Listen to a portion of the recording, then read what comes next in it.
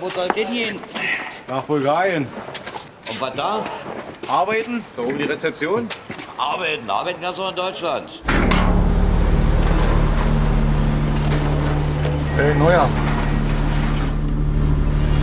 Und warst schon mal auf Montage? Bin hier, um Geld zu verdienen. Und, bist du ein Schlitzohr?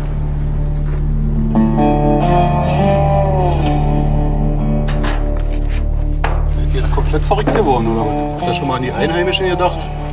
Ja, nur. Deswegen bauen wir ja ein Wasserkraftwerk.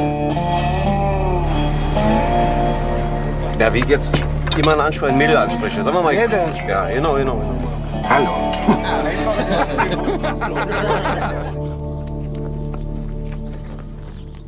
Какъв си подарък? Откъде това момче? Германия. Браво и на двамата, браво.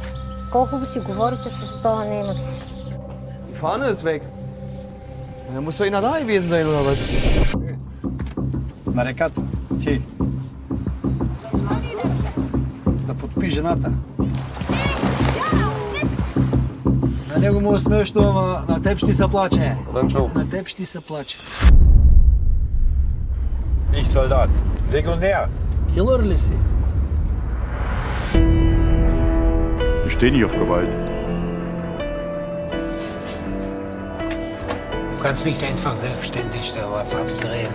Wir haben hier was zu schaffen, was zu erreichen. Wir bringen hier Infrastruktur mit drin. Dieser Kollege in dieser Dorf großes Problem, meine Freunde. Mein Leben ist manchmal kompliziert. Ja, tvoj brat.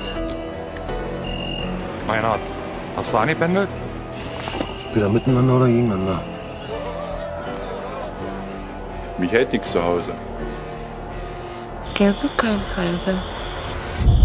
Was ist Heimweh?